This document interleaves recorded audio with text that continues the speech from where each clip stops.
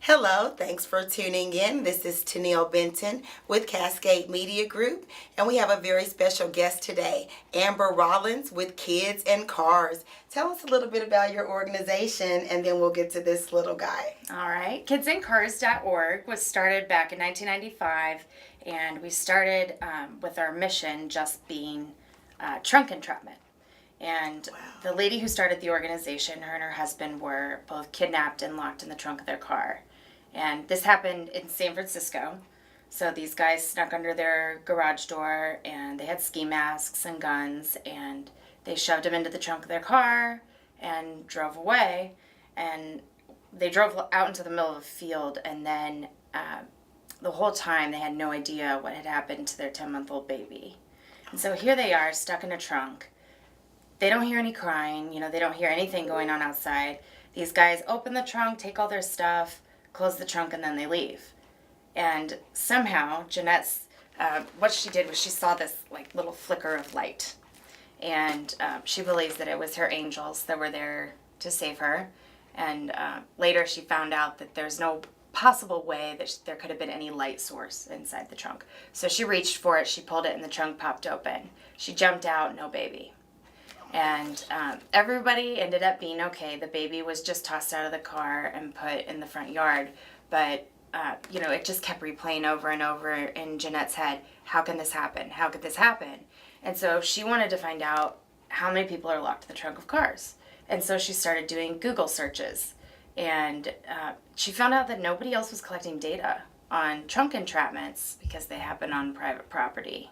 Wow. So, driveways, parking lots. Right, so then it wasn't really a big issue then because It wasn't happening on public streets. Mm-hmm. No one had any idea how many people were locked in the trunk of cars. And little kids were getting in, playing hide-and-go-seek, and then they couldn't get out. And so she worked and worked and worked and went to Washington, D.C., and after years of hard work, she got a federal law passed that requires those little glow-in-the-dark trunk releases. The latches, right. Yep. So if you have a car that's 2002 or newer, it has a trunk release. If your car's older, it doesn't have a trunk release. And we have them. We offer them on our website for, I think it's $9. And they're really easy to install. You can do it on any car. But the really good news is that nobody's died in the trunk of a car that has one.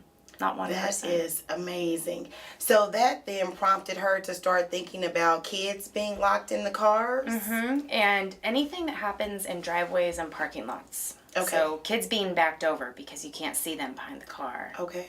And same in the front. There's a blind zone area in front of the car that you can't see a little child.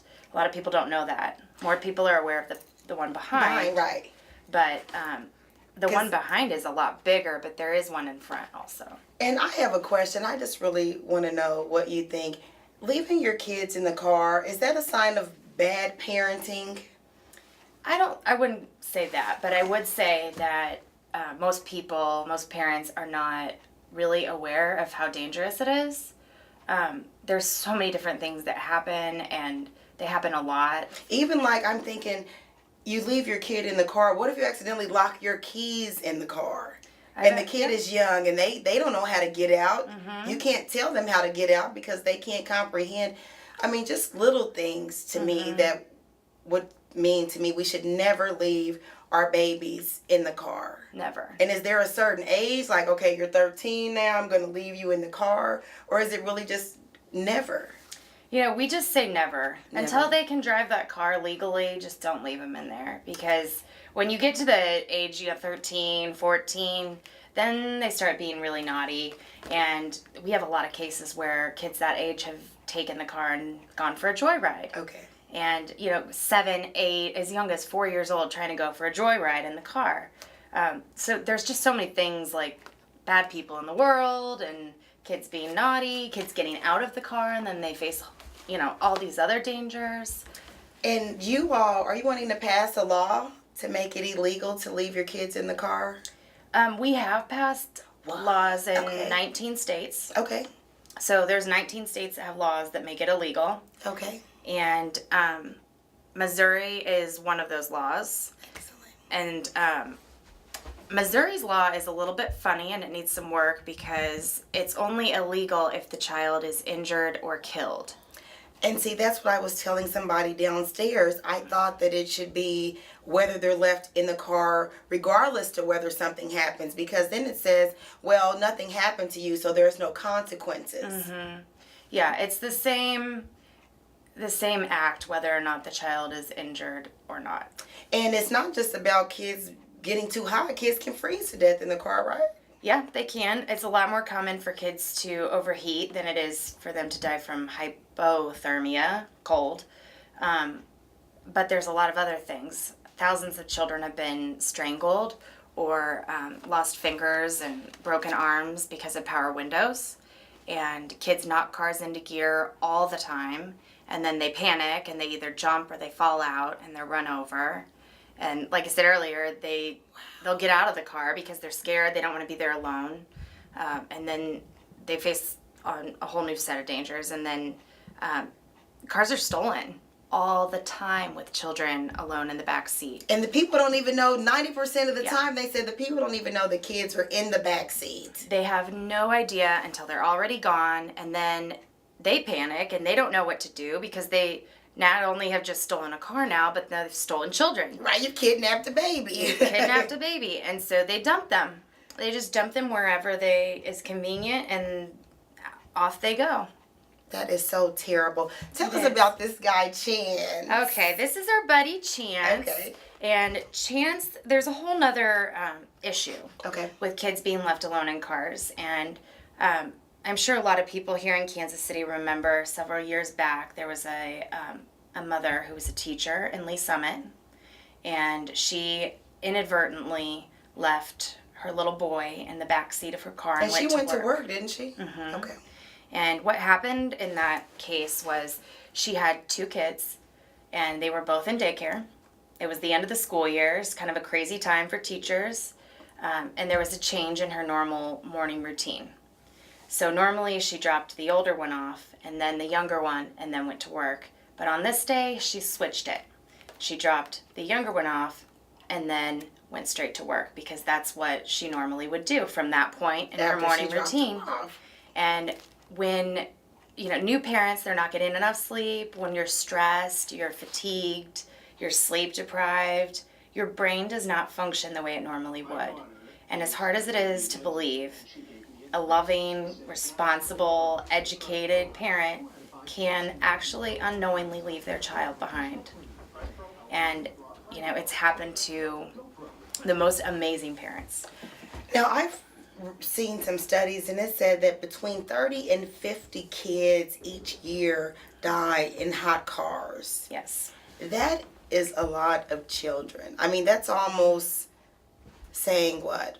Almost what? 4 or 5 or 6 every month. That's like every month that occurs. There's a big thing going on right now about the guy who allegedly left his kid in the car, and it was like 130 degrees in the car, they said, with the heat index. Can it really get that hot in the vehicle? Yeah, very quickly. We've seen kids die from heat stroke in cars on days where it was as low as 60 degrees outside. No way. Are you serious? What happens is a vehicle is like a greenhouse. Okay.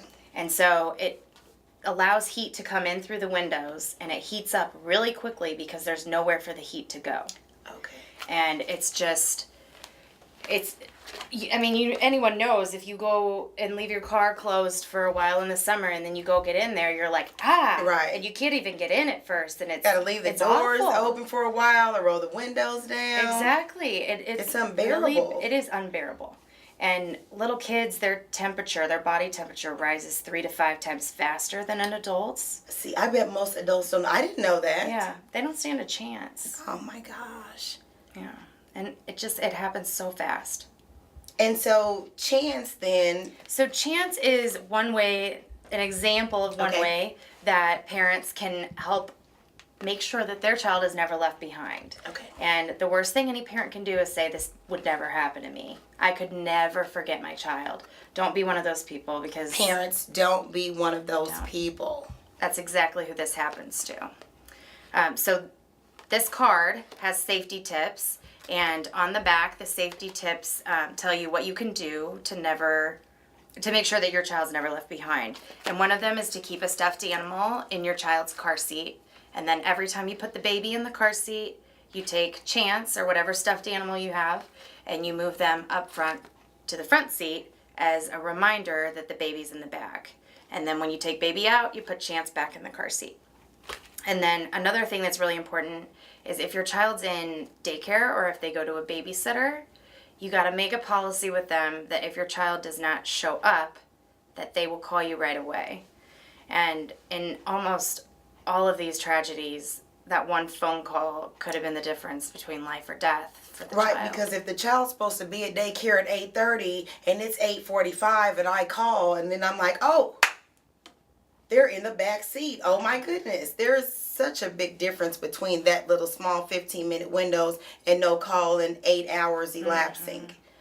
So with Chance and putting our stuffed animals in the front seat while the baby is in the back, what percentage does that reduce the chance of a parent forgetting that their baby in the back seat? How does it go down? Like 50%, 90%? That's a good question, and we don't know the answer because nobody's been keeping data. Yes. Okay. Our organization does keep data. Okay. We have a database, and we enter every incident that we come across, but nobody reports what we call non-events. So if you don't forget your child, you're not going to report it because right. it didn't happen. Nothing happened. It's not going to make the news that you didn't forget your child. Right. So it's really hard to track, but there's just so many. Everyone has their different things. You can put your cell phone in your handbag in the back seat, or some people have even said take off your left shoe and put your left shoe in the back seat. You're not going to get far without it. Right. So there's just, if you have to put a sticky note on the door, do whatever you have to do, but make it a 100% habit to always check the back seat every single time you park your car. Now, how do people get in touch with you and your organization? How do they make donations? Is there a website, a phone number? Because you said you all are nationwide, right? Yep, we're a national organization, and we're headquartered here in Kansas City. That's amazing. Yes, very exciting. We love Kansas City. And the city's really been very supportive of the organization, and we love being here. It's awesome. Our website is... Let's tell our viewers where the website is. Our website is www.kidsandcars.org. And that's spelled out AND, andcars.org. Awesome. Thank you guys so much for tuning in. I would like to thank Cascade Media Group and remind you to check out our website, whatsupkansascity.net, and Cascade Sports. And remember, if you can't keep it real with yourself, you can't keep it real with Tennille.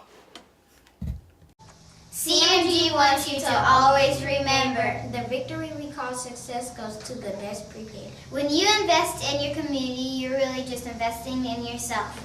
Thanks.